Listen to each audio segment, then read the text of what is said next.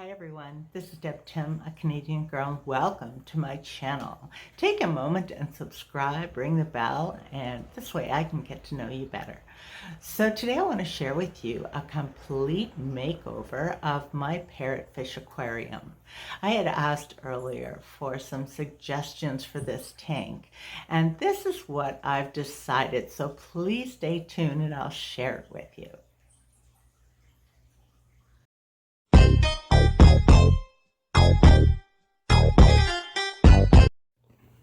It's 6 a.m. as I'm recording this video. Since Murphy joined our family, I get up with hubby so I can take Murphy out while hubby makes coffee and gets his lunch together. I can't expect hubby to worry about Murphy in the mornings. Since Murphy has been sleeping in our room with Ozzy, when hubby gets up, Murphy gets up. Ozzy and I would just stay sleeping till between 7 and 8. But things have changed. So this tank is my 125-gallon, as many of you know, home to my parrotfish. You can tell it's very early. I just turned the lights on and the parrots are still in sleep mode.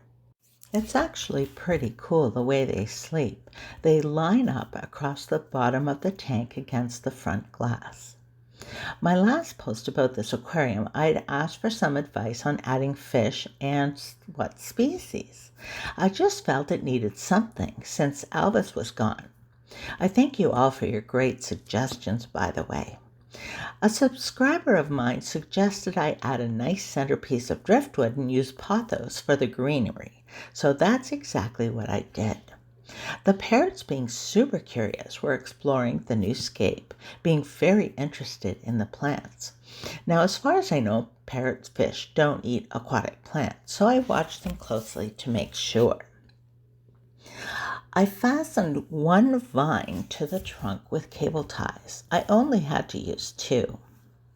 I call this driftwood the trunk. Can you guess why?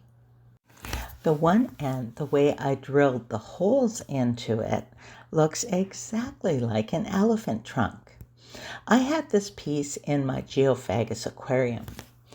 I had randomly drilled holes into it and attached my silk plants I used for them by sticking them into the holes.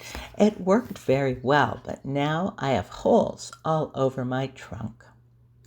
It's funny, when I first added it to the aquarium, tiny bubbles kept coming from the holes as it took on water. It is held down with a nice large rock screwed directly into the bottom. It's an amazing piece of driftwood, even with the holes.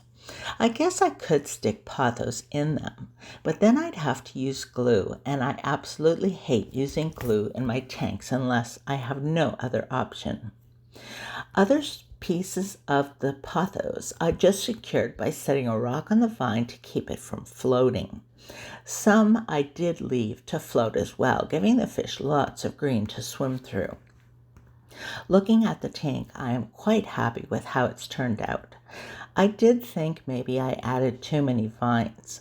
These Pothos clippings will root over the next month or so. As they produce good roots, I'll just pull these out and pot them and replace them with new clippings. I suppose I'll need them to keep growing, so I have replacement parts for my aquarium. I don't know if you noticed the 2 Pictus catfish, but they love this trunk because the end is hollow. They used to crawl in there when they were with the geophagus. As soon as I added this piece of driftwood, they were back in the hollow. It makes me think they have memories. I have been asked many times about my Pothos underwater and how they survive. I began doing this quite a while ago. I used the Pothos in my guppy tank. It was an experiment then. It was such a grand success, I had oodles of lovely roots hanging down in the water from the floating Pothos. It looked like an underground forest. It was cool too because the roots were white, adding more contrast. From there, I decided to secure some to the bottom and see how they did.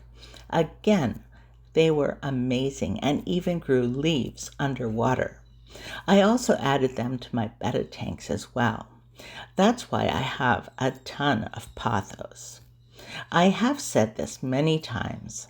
I am no good with aquatic plants, but my pothos love me.